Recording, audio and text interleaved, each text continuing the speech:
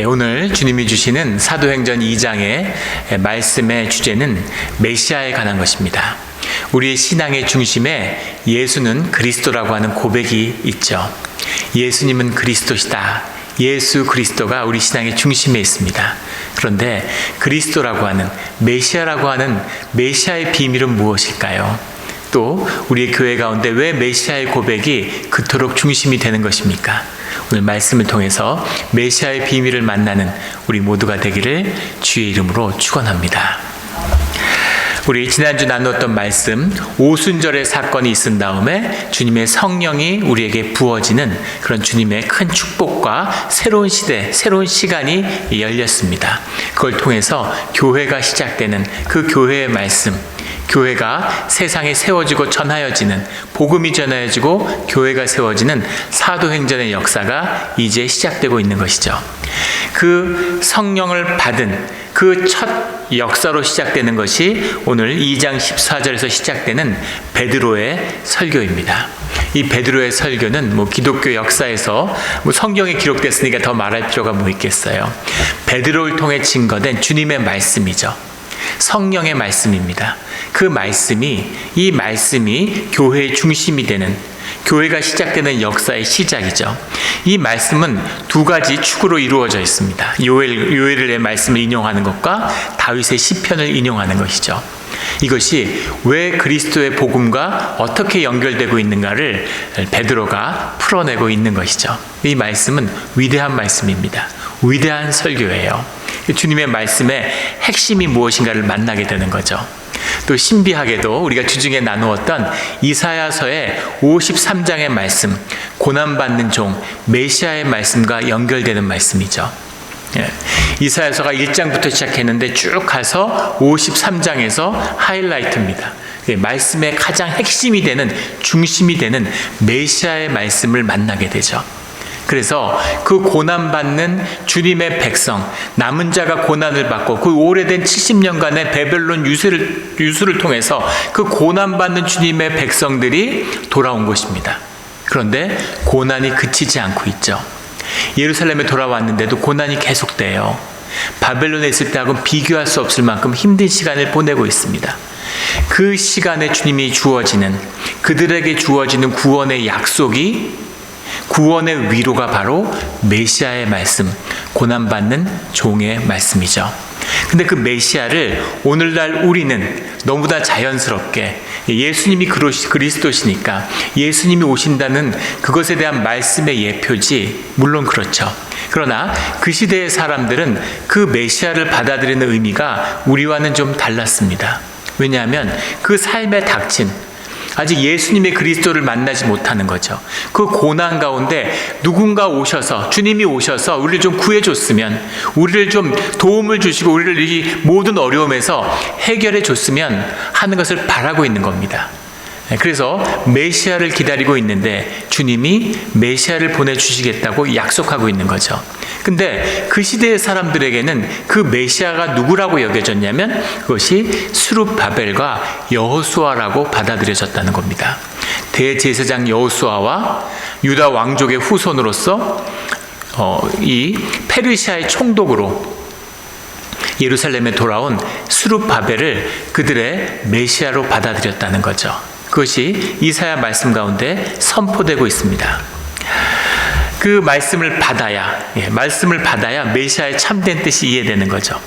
우리 주중에 나누었던 이사야서 52장 15절의 말씀이 있습니다.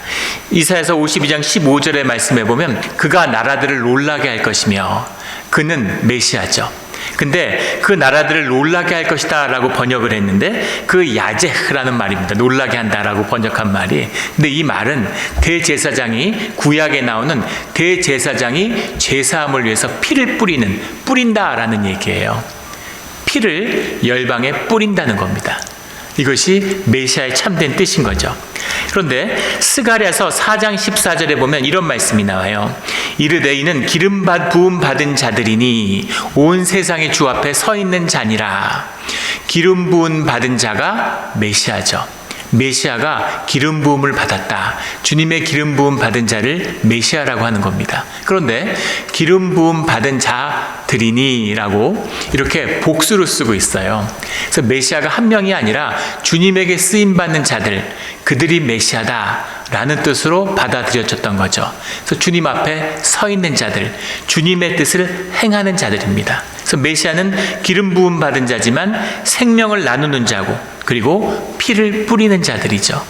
동시에 본질을 현현시키는, 자신을 내어줌으로 생명을 피워내게 하는 생명의 비밀을 펼치는 자들, 그들이 바로 메시아다. 그 매개가 바로 메시아다라는 고백입니다. 스가랴서 4장 7절에 보면 이런 고백이 나와요. 큰 산아 내가 무엇이냐? 내가 스룹바벨 앞에서 평지가 되리라. 놀라운 고백이죠. 스룹바벨 앞에서 평지가 되리라. 그래서 주님이 스룹바벨에게 기름 부어서 스룹바벨을 쓰고 있다는 겁니다. 스가랴 6장 12절에 보면 보라 싹이라 이름하는 자, 싹이라 이름하는 사람이 자기 곳에서 돋아나서 여호와의 전을 건축하리라, 이렇게 말씀하고 있죠. 싹이라 이름하는 사람이 누굴까요? 스룹바벨이죠. 스룹바벨이 바벨론의 태생, 스룹이라는 게 씨앗이란 뜻이죠. 오리진 이런 뜻입니다. 싹이라 이름하는 사람은 누군가? 스룹바벨인 거죠. 스룹바벨이 여호와의 전을 건축할 것이다 라는 말씀입니다. 하지만 이 말씀의 뜻은 건물을 세운다는 뜻은 아닙니다. 성전에 건물을 세우는 뜻이라고 한다면 스룹바벨이 건물을 세우지 못했죠. 성전 건축을 시도하고 시작했지만 끝을 맺지 못합니다. 이것은 에스라 때에 와서 이루어지는 일이죠. 그런데 그 주님의 뜻에 맞추어서 성전을 이루고자 하는, 성전은 사람들이 건물이라고 생각하는 거예요. 아직도 종교라고 생각하는 겁니다.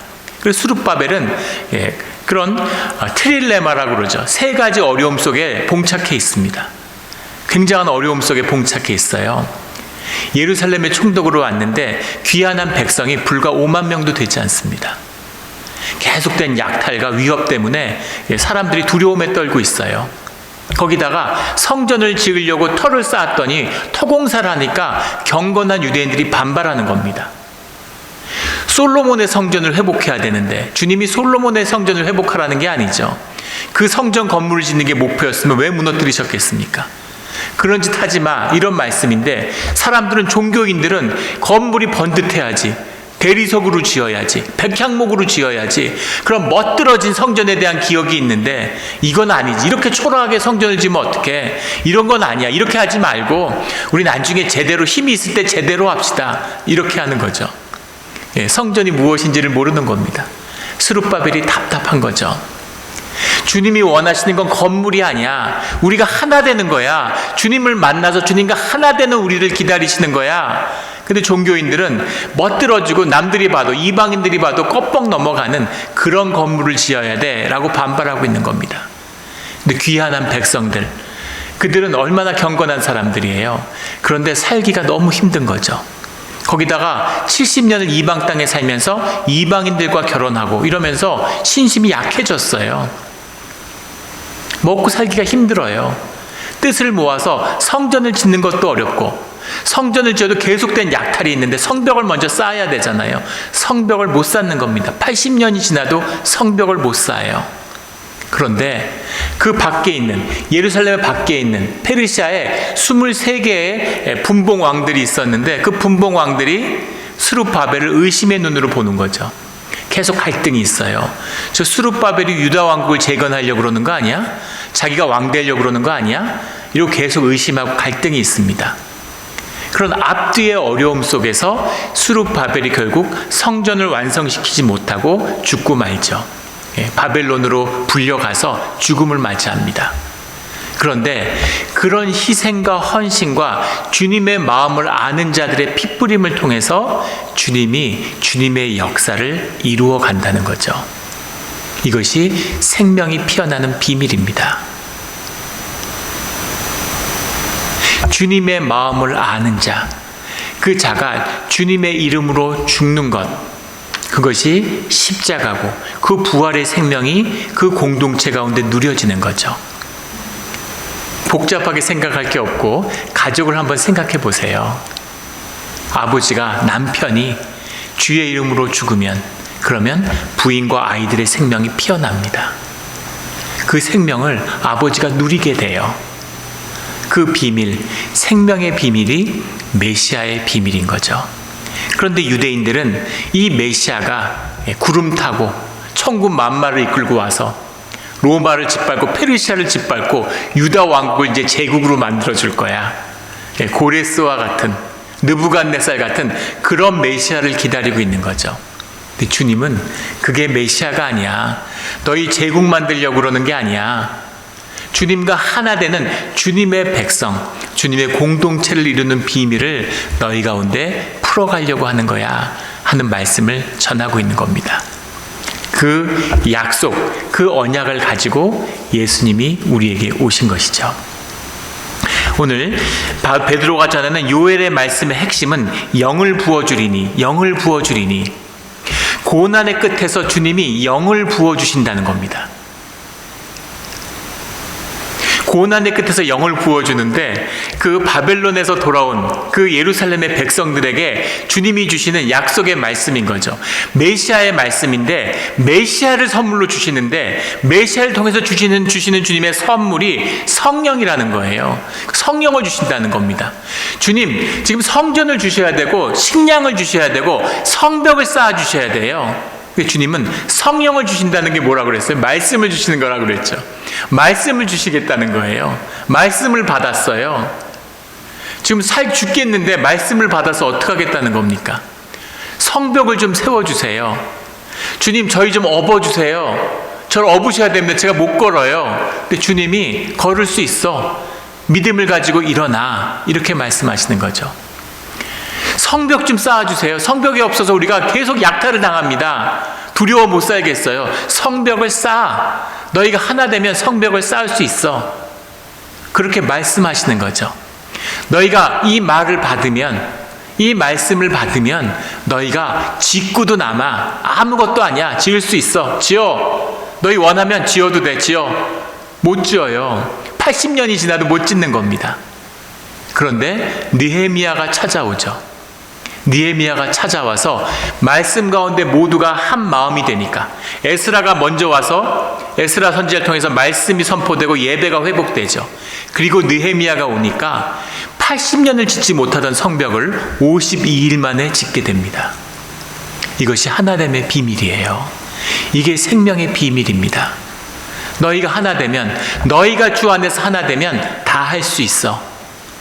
그게 생명의 축복이고 생명의 힘이고 메시아가 함께하는 축복이다. 이렇게 말씀하고 계시는 거죠. 그래야 너희께 돼. 그래야 너희가 누릴 수 있어. 이 말씀이죠. 내가 열심히 땀 흘려 공부해서 성적을 거둬야 그 성적의 기쁨을 내가 누릴 수 있습니다. 우리 예전에 교회에 보면 유스 이런 사역하다 보면 그런 친구들이 꼭 있어요.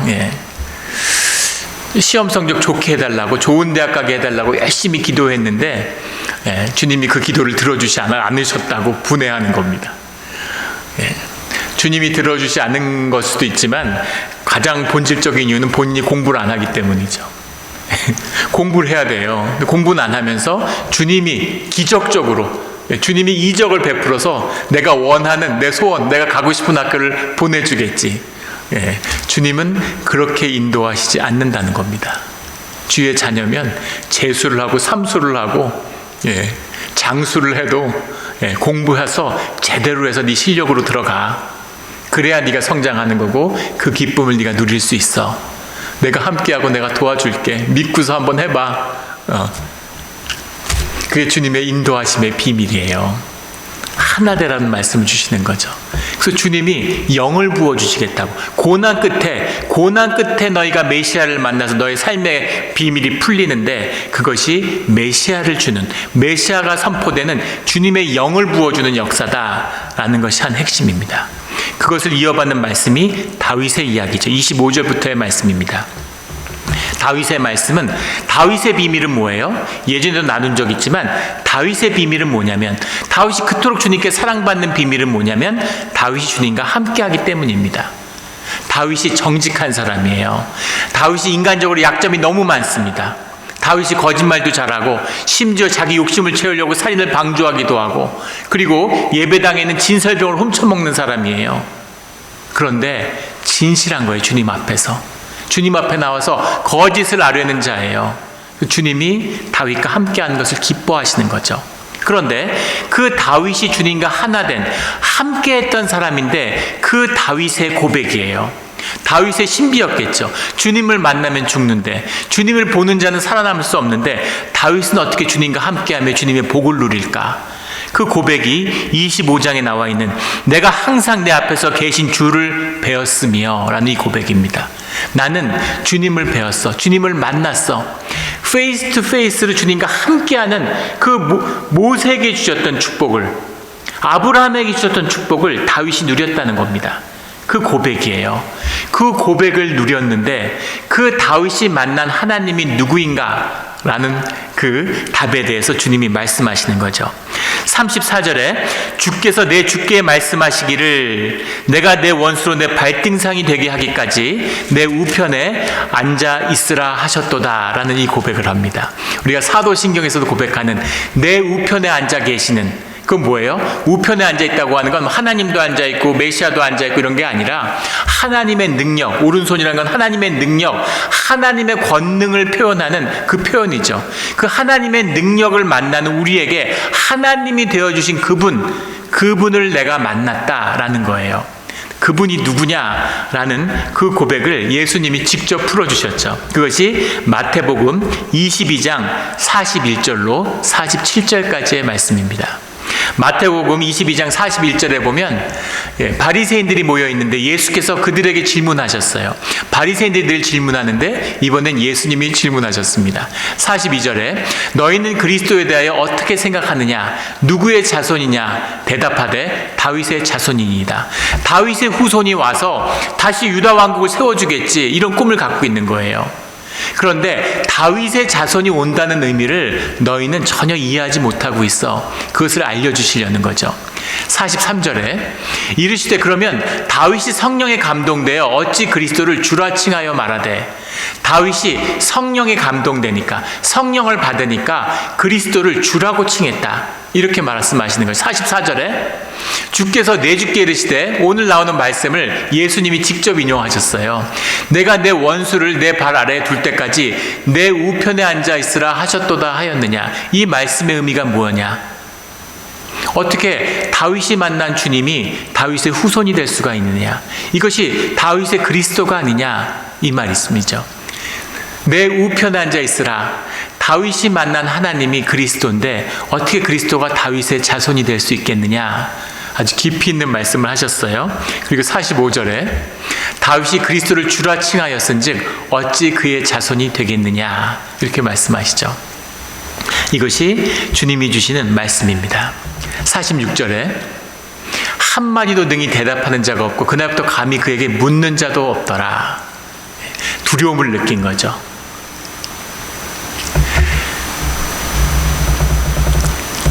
깊은 말씀의 비밀이에요. 다윗이 만난 하나님, 다윗이 기다렸던 메시아가 다윗이 만난 하나님이야. 다윗이 만난 하나님이 그리스도야. 너희가 하나님을 만난다는 의미가 뭐냐면, 하나님이란 분은 크신 분이잖아요. 우리의 현상세계에 담을 수 없는 분이고 우리의 경험세계에 담을 수 없는 크신 분인데, 하나님이 너희를 만나 주었다고 하는 것은 너희의 경험세계 안에, 너희의 현상세계 안에 주님이 당신을 제안해 주신 거죠. 그렇게 만난 하나님이 누구냐면 바로 그리스도 예수시다라는 그 선언을 하신 거죠. 이 말씀을 만나면 주님이 모세 때의 말씀을 하시니까 네가 나이가 몇인데 모세를 아느냐라고 얘기하는데, 모세가 만난 하나님도, 아브라함이 만난 하나님도, 그 그리스도 하나님이 바로 예수시다라고 하는 비밀이 들어있는 겁니다. 이 고백이 요엘과 다윗을 통한 이 성령을 받은 담대하게 선포하는 베드로의 선포예요. 베드로가 전하는 말씀입니다. 이 말씀을 경건한 유대인들에게 전하고 있어요. 경건한 유대인이 이 말씀을 받을 수 있겠습니까? 앞에 요엘 얘기까지 했으면 받을 수 있어요. 그래, 예수도 메시아구나. 스룹바벨처럼, 여호수아처럼, 느헤미야처럼, 그래, 예수님이 메시아일 수 있지. 근데 그게 아니야. 다윗의 얘기를 하는 거죠. 예수님이 메시아라는 고백이 예수님이 주님이라는 고백이야. 다윗이 만난 주가 예수 그리스도야. 그 얘기를 하고 있는 거죠. 이 얘기를 들었으면 경건한 유대인은 어떻게 반응해야 되면 옷을 찢어야 됩니다. 돌로 베드로를 쳐야 돼요. 그런데 그들이 37절에 보면 오늘 본문에 이 말씀을 듣고, 이 말을 듣고, 이 말씀, 주님이 전하는 말씀이죠. 이 말씀을 듣고 마음에 찔리라는 게 가슴에, 우리가 양심에 찔렸어, 이런 게 아니라 뚫어 관통한다는 얘기입니다. 말씀을 받았다는 얘기죠. 말씀이 전해졌는데 말씀을 받은 거예요. 성령에 감동되어서 그 말씀이 나를 꿰뚫어버린 거예요. 그러자 베드로와 사도들에게 물어이르되 형제들아, 우리가 어찌할꼬? 세상에 이걸 몰랐네. 이걸 알았는데 우리가 어찌해야 될까? 우리가 무엇을 해야 될까? 이런 통곡이, 이런 탄식이 터져 나왔다는 거죠. 이것이 말씀을 받은 자의 고백입니다. 이것이었구나 라는 고백이 임하는 거죠. 이 고백이 임했다고 해서 삶이 완전히 변화되는 게 아닙니다. 개인의 변화가 아니라 성령 가운데서 이루어가는 말씀의 공동체 이야기가, 교회의 이야기가 시작되죠. 그러나 이 말씀을 받은 사람들의 마음속에는, 내면 속에는 적어도 큰 변화가 생기죠. 그 양심을 일깨우는 말씀을 받은 자들에겐 큰 변화가 있습니다. 죄를 지어요. 말씀을 받아도 죄를 짓습니다. 하지만 죄를 짓는다 해도 적어도 양심의 꺼리낌은 있어야 되는 거예요. 부끄러움은 있어야 됩니다. 선을 행하지 못해요. 교회를 이루지 못하는, 예배자로 서지 못할 때 못할 수는 있지만 거기에 대한 안타까움은 있어야 됩니다. 교회를 이루지 못했을 때에도 적어도 교회를 이루고 싶다고 하는, 교회를 이루어야겠다는 소망은 있어야 돼요. 이게 이 어찌할꼬 하는 고백에 담긴 우리의 양심입니다. 우리의 마음이에요. 이 마음을 가진 자, 마음이 꿰뚫린 자들, 이 성령의 사람들이 함께하는 그 시작이 교회라는 겁니다. 그 교회를 이루는 시작이 38절에 나오는 너희가 회개하여 각각 예수 그리스도 이름으로 세례를 받고 죄 사함을 받으라. 예수님이 죄를 사해 주시는데 너희 잘못을 고백해서 일일이 죄를 고백받고 용서받으라는 얘기가 아니라 다른 차원, 이 현상의 차원, 종교의 차원을 깨고 본질의 주님의 차원으로 들어가야 된다. 주님과 연합해야 된다. 그러면 성령의 선물을 받으리니, 우리 고린도전서에서 나왔던 말씀과 통하는 말씀이죠. 종말의 때를 맞이했는데 주님을 만나라는 건 심판이잖아요. 죄사함을 받아라. 심판의 자리로 나와라. 두려워하지 말고, 삶을 연장하려고 하지 말고, 삶을 매니지먼트 하려고 그러지 말고 그냥 주님 앞에 나와 목숨을 걸고 죽어. 그 심판의 자리로 나오면 주님의 은혜를 만난다는 거죠. 카리스를 만나는 겁니다. 그게 죄사함이잖아요. 그러면 너희 가운데 성령의 선물, 카리스마가 시작되는 거죠. 너희의 삶, 너희의 형상 가운데 너희 생명이 피어나는 삶을 누리게 돼. 이 비밀이 바로 교회다라는 겁니다. 무슨 능력 받아가지고 돌아다니고 사람 치유하고 귀신 쫓는다고 돌아다니고 이런 게 아니에요. 무슨 능력을 받고 자꾸 종교화되니까 현상의 사건으로 오순절날 뭘 받았냐, 성령의 은사가 뭐냐에 자꾸 집중하는데 이런 은사도 있고 저런 은사도 있죠. 예전에 제가 그 심리 치료하는 학회에서 강의를 한국에서 한 적이 있었습니다. 그 모임을 주도적으로 하시던 분들이 수녀님들이 여러 분 계셨어요. 그래서 그 수녀원에서 이제 그런 모임도 갖고 장소가 필요하니까 수녀님들하고 친했죠. 근데 그 중에 한 수녀님이 계시는데, 통통하세요. 말씀도 거의 없습니다. 근데 이분은 주방에서 일하는, 근데 나오지도 않고 말도 안 하고 항상 밥을 하고 계세요. 사람들이 모이니까 늘 부엌에서 혼자 밥을 하고 계세요. 여름에 땀을 빽 벌리면서 밥을 짓고 계시는데 그 옷을 다 입고 하니까 얼마나 덥습니까? 그래서 가서 수녀님은 이렇게 밥하고 이러는 거 힘들지 않으시냐? 왜 맨날 밥만 하고 계시냐고. 그러니까 웃으시면서 그게 처음이자 마지막으로 들은 말씀이었습니다. 나는 이게 주님이 주신 내 은사가 이거밖에 없다고 그러시면서 웃으면서 계속 밥을 하시는 거예요. 그게 그분의 은사죠.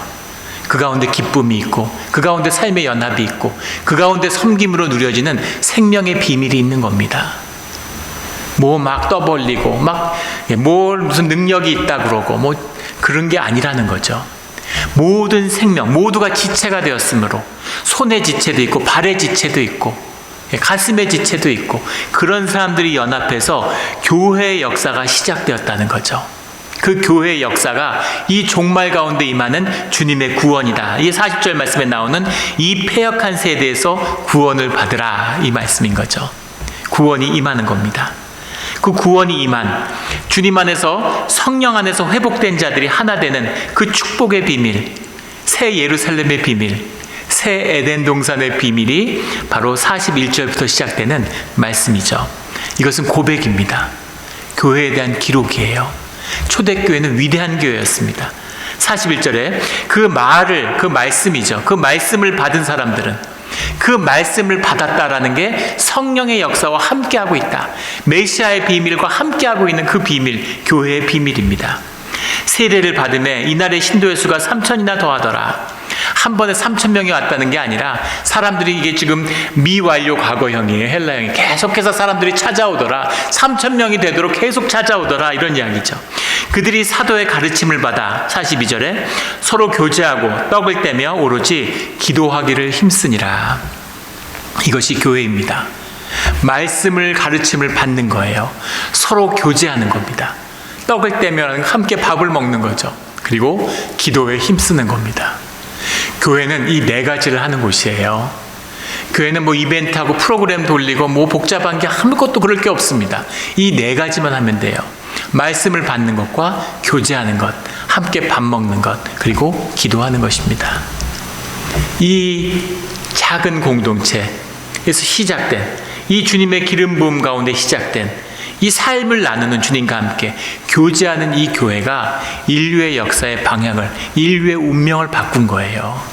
이것이 성령의 역사고 구원의 역사입니다. 이 역사의 비밀이 47절에 나오죠. 하나님을 찬미하며 또 온 백성에게 칭송을 받으니, 이들이 몰래 모여서 탄압을 받으니까 몰래 모여가지고 같이 삶을 나누고 예배드리고 찬송하고 기도하고 이러는데 왜 사람들에게 칭송을 받을까? 이 칭송의 비밀이 바로 주님의 비밀, 성령의 비밀입니다. 모두가 창조주 하나님의 피조물이에요. 로마서에서 사도 바울이 고백하는 것처럼 모든 피조물이 주님의 자녀들이 나타나기를 고대하고 있습니다. 교회의 권능이 회복되기를, 주님의 축복이 회복되기를, 그 은혜가 회복되기를 모두 다 갈망하고 있죠. 세상의 모든 저주와 아픔과 혼란은 교회가 힘을 잃었기 때문입니다. 주님의 임재가 없기 때문이에요. 성령의 역사하심을 잃었기 때문입니다. 이 모든 것을 피는 비밀도, 세상의 고난의 파도가 넘쳐오는데 이 고난 가운데 남은 자들의 역사, 메시아의 역사가 새롭게 시작되는 곳에서 이 어려움이 풀려가기 시작하는 것이죠.